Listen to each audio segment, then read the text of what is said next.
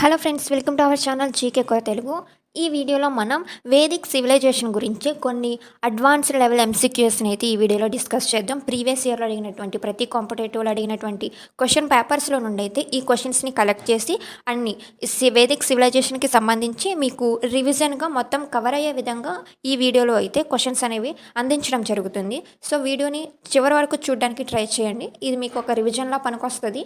And APSC group 2 and అంతేకాకుండా SSC, CGL, RRB and remaining competitive UPSC ప్రిలిమ్స్లో అడిగినటువంటి questions అయితే తీసుకోవడం జరిగింది. అండ్ అంతేకాకుండా తెలంగాణ పేపర్లో అడిగినటువంటి క్వశ్చన్స్ కూడా తీసుకోవడం అయితే జరిగింది. సో అవన్నీ కలెక్ట్ చేసి అయితే ఒక్కసారి మీకు అందిస్తున్నాం కాబట్టి సో ఎవరైతే వీడియోని చూస్తున్నారో ప్లీజ్ ఒక చిన్న లైక్ చేయడానికి ట్రై చేయండి. ఎవరైనా మొదటిసారి ఈ వీడియోని చూస్తుంటే మన జీకే కొర తెలుగు ఛానల్ అయితే సబ్స్క్రైబ్ చేసుకోండి. ఫస్ట్ క్వశ్చన్ చూడండి. వేదకాలంలో అగన్య అని దేనిని పిలిచేవారు? అగన్య అని దేన్ని పిలిచేవారు అంటే ఆవు అనమాట. ఇక్కడ ఈ అగన్య అంటే అర్థం ఏమి వస్తుందంటే ఇది చాలా పూజనీయమైనది, దీన్ని చంపకూడదు, హాని చేయకూడదు అన్న మీనింగ్ అయితే వస్తుంది ఈ అగన్య అనేటువంటి పదానికైతే. క్వశ్చన్ చూడండి. ఋగ్వేదంలోని ఏ మండలంలో గాయత్రి మంత్రం ఉంది?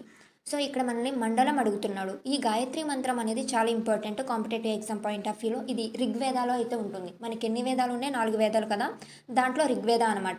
ఋగ్వేదాన్ని తొలి వేద కాలం అని కూడా సంబోధిస్తారు. సో ఇక్కడైతే మనకి ముఖ్యంగా 3వ మండలంలో ఉంది. దీన్ని 3వ మండలం 62వ సూక్తం అంతేకాకుండా 10వ ప్రతిపాదించడం జరుగుతుంది అనమాట. ఇలా మీకు కోడ్ ఫార్మేట్లో కూడా ఆప్షన్స్లో ఇవ్వడానికి ఛాన్స్ అనేది అయితే ఉంటుంది. 3వ మండలం 62వ సూత్రం 10వ మంత్రం అని మీనింగ్ వస్తుంది. దీన్ని విశ్వామిత్రుడు గాయత్రి మంత్రాన్ని విశ్వామిత్రుడు అయితే రాసి. నెక్స్ట్, ఆర్యన్లు మొదట భారతదేశంలోని ఏ ప్రాంతంలో స్థిరపడ్డారు? సో వీళ్ళు ఫస్ట్ ఎక్కడ స్థిరపడ్డాడంటే ప్రస్తుతం మన పంజాబ్ ప్రావిన్స్ ఉంది కదా, ఆ ప్రదేశమైనటువంటి ప్రాంతం అనమాట. దాన్ని సప్త సింధు ప్రాంతం అని అయితే పిలుస్తారు. సింధు అంటే సంస్కృతంలో నది అనేటువంటి అర్థం అనేది అయితే వస్తుంది అనమాట. ముఖ్యంగా సరస్వతి, సింధు మరి వీటి యొక్క 5 ఉపనదులు ముఖ్యంగా మొత్తం 7 కలిపి అయితే ఏమంటారు? సప్త సింధు అని అయితే పిలిచేటోళ్ళు. సత్యమేవ జయతే అనే పదం ఏ ఉపనిషత్తు నుండి తీసుకోబడింది? ముఖ్యంగా మనకి ఉపనిషత్తులు ఎన్ని ఉన్నాయి? 108 అనేటువంటి ఉపనిషత్తులు అనేవి ఉన్నాయి. సో ఇక్కడ ఈ 108 చదవాలంటే మన వల్ల అవ్వదు అసలు. సో దీంట్లో మనకి కేవలం ఫస్ట్ 9 ఉంటాయి అనమాట. కొన్నాటిలో ఇంపార్టెంట్ పదాన్ని కూడా ఉంటుంది. అది జస్ట్ 9, 9 చదివితే సరిపోద్ది ఎగ్జామ్ పాయింట్ ఆఫ్ వ్యూలో మనం మాట్లాడుకుంటే. సో ఇది వచ్చేసి సత్యమేవ జయతే అనేది ముండకోపనిషత్తులో అయితే ఉంటుంది. సత్యమే ఎల్లప్పుడూ జయిస్తుంది అని. సో నెక్స్ట్, వేదకాలంలో నిష్క అంటే ఏమిటి? సో వేదకాలంలో ముఖ్యంగా వేదకాలాన్ని మనకు 2 భాగాలుగా విభజించారని తెలుసు. తొలి వేదకాలం, మలి వేదకాలం. సో ఇక్కడ మనకి ప్రారంభ వేదకాలంలో అంటే తొలి వేదకాలంలో దీన్ని ఒక ఆభరణంగా, మెల్లో ఒక ఆభరణంగా అయితే ధరించేవాళ్ళు. కాలక్రమేణా తర్వాత కాలంలో ఏం జరిగిందంటే ఈ నిష్క అనే దాన్ని ఒక కాయిన్ లాగా, నాణ్యం లాగా ఉపయోగించడం అనేది అయితే ప్రారంభించారనమాట. ఋగ్వేదంలో నదీతమ. నదీతమ అంటే మీనింగ్ నదులలో ఉత్తమమైనది అని అర్థం వస్తుంది. ఈ నదీతమ అని ఏ నదిని పిలిచారు అని అంటే సరస్వతి నదిని అనమాట. సో ఋగ్వేదంలో సరస్వతి నదిని అత్యంత పవిత్రమైనటువంటి నదిగా అయితే భావించే వాళ్ళు. ఉన్నటువంటి అన్ని నదుల్లో కూడా దాన్ని ఒక గొప్ప నదిగా అనేది అయితే పేర్కొనే వాళ్ళు అనమాట, నదీతమ అని. ఋగ్వేదంలో అత్యధికంగా అంటే సుమారు 250 సార్లు ప్రస్తావించబడిన దేవుడు ఎవరు? ఋగ్వేదంలో మనకి వచ్చేసి పూర్తిగా 1028 శ్లోకాలు అనేవి అయితే ఉన్నాయన్నమాట. దీంట్లో పర్టికులర్గా 250 శ్లోకాలు అనేవి ఇక్కడ మనకి ఇంద్రదేవుడి గురించి అయితే ప్రస్తావించడం జరిగింది. సో ఇంద్రుణ్ణి పురంధర అంటే మీనింగ్ ఏంటంటే కోటలను కూల్చేవాడు అని అయితే పిలుస్తారనమాట. ఆ సమయంలో వర్షం పడాలన్నా లేదంటే వేరే వాళ్ళ మీద యుద్ధానికి వెళ్ళాలన్నా కానీ ఈ దేవుణ్ణి ఇంద్రుణ్ణి అయితే ఎక్కువగా పూజించేవాడు అనమాట. నెక్స్ట్ చూడండి. ప్రసిద్ధ దసరాగ్న యుద్ధం 10 రాజుల యుద్ధం అని మీనింగ్ ఏ నది ఒడ్డున జరిగింది అని అంటే ఆన్సర్ వచ్చేసి పరుష్ని. ఇప్పుడు దీన్ని మోడ్రన్ నేమ్లో ఏమని పిలుస్తారు అని అంటే రావి నది అని అయితే పిలవడం జరుగుతుంది అనమాట. ఇక్కడ ఉన్నటువంటి ప్రతి రావి, సట్లెజ్, బియాజ్ ఇవన్నీ నదులు ఉన్నాయి కదా, ఇవి ఇప్పుడు మనం వాడుకలో ఉపయోగిస్తున్నటువంటి పేర్లు ఆ నదులకి. అప్పటి కాలంలో ఆర్యన్స్ కాలంలో ఈ వేదిక్ ఏజ్లో అయితే వాటికి పర్టికులర్గా సంస్కృతం అనేటువంటి భాషలో పేర్లు ఉండేవి. వాటికి దాని అర్థం ఏంటో తెలుసుకోవడానికి ట్రై చేయండి. నెక్స్ట్ క్వశ్చన్ చూడండి.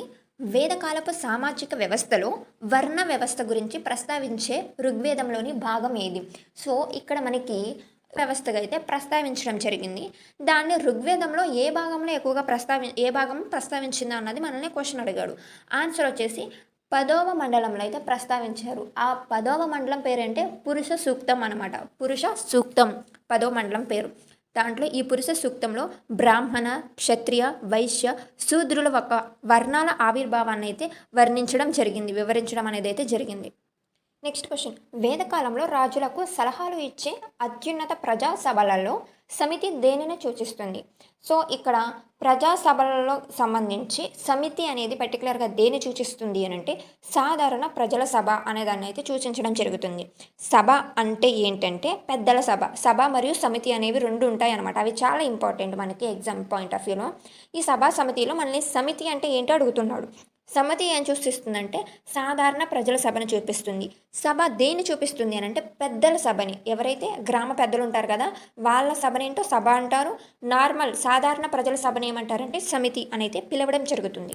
నెక్స్ట్, వేదకాలంలో అగ్నిదేవుని ప్రాముఖ్యత ఏంటి? సో ఆన్సర్ వచ్చేసి మానవులకు మరియు దేవుళ్లకు మధ్య వారధి అనమాట. ఆర్యన్ అనే పదానికి అర్థం ఏమిటి అంటే ఉత్తముడు లేదా ఉన్నతుడు అనేటువంటి మీనింగ్ అనేది అయితే వస్తుంది. నెక్స్ట్ క్వశ్చన్ చూడండి, ఋగ్వేదంలో పేర్కొన్న ఫణి అనేవారు ఎవరు? ఈ ఫణి అనేవాళ్ళు ఎవరు అంటే పశువుల సంపదను, వీళ్ళు ఒక వర్తకులు అనమాట, వ్యాపారస్తులు అనమాట. ముఖ్యంగా పశువుల సంపదను అయితే దాచిపెట్టి వర్తకాలు అనే వాళ్ళని చేసేవాళ్ళు అనమాట. నెక్స్ట్ క్వశ్చన్ చూడండి, ఉపనిషత్తులను ఏమని పిలుస్తారు? ఉపనిషత్తులను ఏమని పిలుస్తారు అని అంటే వేదాంతాలు అని పిలుస్తారనమాట. ఇవి ముఖ్యంగా ఉపనిషత్తులు అనేవి వేదాల చివరి భాగం కాబట్టి వేదాంతం, వేద అంతం అని మీనింగ్ అనమాట. సో వేదాంతం అని అయితే పిలుస్తారు. ఋగ్వేద కాలంలో గవిష్ని దేనిని సూచిస్తుంది? సో ఆన్సర్ వచ్చేసి గోవుల కోసం చేసేటువంటి యుద్ధం అనమాట. ఇక్కడ ముఖ్యంగా ఋగ్వేద కాలంలో సంపదకు కొలమానం అనేది ఆవులే. అండ్ మీరు ఇక్కడ గమనించండి, మీరు వేదాలు చదివేటప్పుడు తొలి వేద కాలంలో అడుగుతున్నాడా వాడు మలివేద కాలంలో క్వశ్చన్ అడుగుతున్నాడా అన్న పాయింట్ని గుర్తుపెట్టుకోండి. ఋగ్వేద అనేది ప్రస్తావించబడింది అని అంటే అది ప్రారంభ వేదకాలం, తొలి వేదకాలానికి సంబంధించింది అనమాట క్వశ్చన్. ఆ సమాజానికి ఈ సమాజానికి కొన్ని డిఫరెన్సెస్ అనేవి ఉన్నాయి. అసలు ఎందుకు మనం నాగరికతలను చదవాల్సి వస్తుంది? మనిషి పుట్టిన కాడ నుండి జీవన కాలక్రమేణా ఒక సమాజం నుండి ఇంకో సమాజానికి వెళ్ళినప్పుడు వాళ్ళ యొక్క జీవన విధానాలు ఎలా మారినాయి, వాళ్ళు పాటించే పద్ధతులు ఎలా మారినాయి, వాళ్ళ యొక్క జీవన విధానంలో ఏ దిశగా అభివృద్ధి చెందారు అన్న పాయింట్ను గుర్తుపెట్టుకుంటాం. సో కాబట్టి దానికి దీనికి క్వశ్చన్ ఎక్కడ అడుగుతున్నాడో కన్ఫ్యూజ్ అవ్వకండి. నెక్స్ట్ చూడండి, ఋగ్వేదంలో మంత్రాలను పఠించే పురోహితుడిని ఏమని పిలుస్తారు అని అంటే హోత లేదా హోత్ర అని అయితే పిలిచేవాళ్ళు. Option B. వేదకాలంలో యజ్ఞాలు చేసేటప్పుడు వేరు పనులు చేసేవారిని వేరు పేర్లతో అయితే పిలిచేవాళ్ళు అనమాట.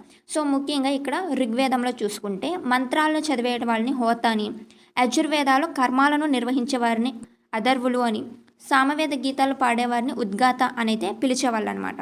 సామవేదం ప్రధానంగా దేని గురించి వివరిస్తుంది అని అంటే సంగీతం మరియు గానం గురించి అయితే వివరిస్తుంది అనమాట. సో మన భారతీయ సంగీతానికి మూల గ్రంథంగా పరిగణించేది ఈ సామవేదాన్ని. ఇందులో ఋగ్వేద మంత్రాలను రాగయుక్తంగా పాడడం గురించి అయితే ఉంటుంది. వేదకాలంలో పురోహితుడి పాత్ర ఏమిటి అని అంటే రాజుకు ఆధ్యాత్మిక మరియు రాజకీయ సలహాదారుడిగా అయితే ఉండడం అనమాట. వేదాల కాలంలో బలి అంటే ఏమిటి? ఆన్సర్ వచ్చి ఆప్షన్ బి అనమాట. ప్రజలు రాజుకు స్వచ్ఛందంగా ఇచ్చేటువంటి కానుక లేదా పన్ను.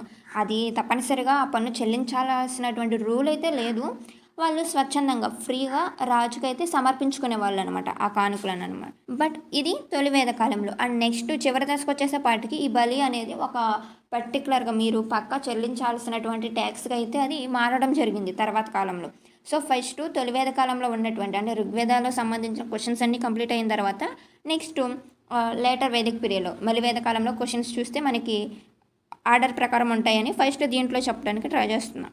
క్వశ్చన్, ఋగ్వేదంలో ఎంతమంది దేవతల ప్రస్తావన ఉంది అని అంటే 33. యాక్చువల్గా చెప్పుకోవాలంటే చివరికి వచ్చేసేపాటికి గ్రంథం టోటల్గా చెప్పిందే మనకు ఒక్క విషయమే. దేవుడు అనేవాడు ఒక్కడే ఉంటాడు. కాకపోతే జ్ఞానులు ఎవరైతే ఉన్నారో వాళ్ళు ఆ దేవుణ్ణి వేరు నామాలతో ప్రస్తావించడం వల్ల ఆ ఉన్న ఒక్క దేవుడే అంతమంది దేవుళ్ళుగా దేవతలుగా అయితే పూజింపబడడం అనేది అయితే జరుగుతుంది. బట్ ఉన్న రూపం ఒక్కటే అనేది అయితే మనకి చివరగా చెప్తుంది ఈ గ్రంథం అనేది. గోత్ర అనే పదం మొదట దేన్ని సూచిస్తుంది అని అంటే పశువులను ఉంచే స్థలం అనమాట. సో పశువుల దొడ్డి, పశువుల పాక అని అయితే మెన్షన్ చేస్తుంది. దీంట్లో గో అంటే గోవులు అని, త్ర అంటే అర్థం ఏంటంటే రక్షణ అనేటువంటి మీనింగ్ అనేది అయితే వస్తుందన్నమాట. నెక్స్ట్, అధర్వణ వేదంలో ప్రధానంగా దేని గురించి ఉంటుంది అంటే మంత్రతంత్రాలు మరియు రోగ నివారణ గురించి అయితే ఉంటుంది అనమాట. సో ముఖ్యంగా చెప్పుకోవాలి అని అంటే ఆ కాలంలోకి వచ్చేసేవాటి ప్రజలు మూఢనమ్మకాలు ఎక్కువగా ఉండేవి. దీంట్లో మాంత్రిక శక్తులు అండ్ అంతేకాకుండా ఎలా వైద్యశాస్త్రం గురించి కూడా ప్రస్తావించబడింది. నెక్స్ట్ క్వశ్చన్ చూడండి. యజుర్వేదంలోని ఏ భాగం యజ్ఞ కర్మకాండాల పద్ధతులను వివరిస్తుంది అని అంటే, సో ఈ యజుర్వేదాన్ని 2 భాగాలుగా విభజించడం జరిగింది. ఒకటి వచ్చేసి శుక్ల యజుర్వేదం, ఇంకొకటి వచ్చేసి కృష్ణ యజుర్వేదం అని. సో మనకి ఇచ్చినటువంటి ఆప్షన్ చూస్తే ఆప్షన్ సి పైన 2. సో శుక్ల యజుర్వేదం మరియు కృష్ణ యజుర్వేదం ఈ 2 కూడా మనకి యజ్ఞ కర్మకాండాల యొక్క పద్ధతుల గురించి అయితే చెబుతుందన్నమాట. నెక్స్ట్ క్వశ్చన్ చూడండి. ఋగ్వేదంలో అశ్విని దేవుళ్ళు దేనికి ప్రతీక అంటే వైద్యం మరియు ఆరోగ్యానికి అధిపతులు. అండ్ నెక్స్ట్ క్వశ్చన్ చూడండి. వేదకాలంలో స్త్రీల పరిస్థితికి సంబంధించి ఈ క్రింది వాటిలో సరైనది ఏది అని అంటే, ఇక్కడ ఆన్సర్ చూస్తే కరెక్ట్ ఆన్సర్ వచ్చేసి ఆప్షన్ సి అనమాట.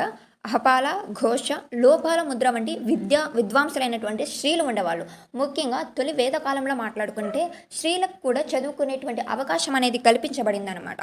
సో ముఖ్యంగా వీళ్ళని ఏమని పిలిచేవాళ్ళు అంటే ఋషికలు అనేది పిలవడం జరిగింది. నెక్స్ట్ క్వశ్చన్ చూడండి. బృహదారణ్యక ఉపనిషత్తులో ఋషి యజ్ఞవల్క్యుడితో వాదించిన మహిళా విద్వాంసురాలు ఎవరు? ఆన్సర్ వచ్చేసి గార్గి అనమాట.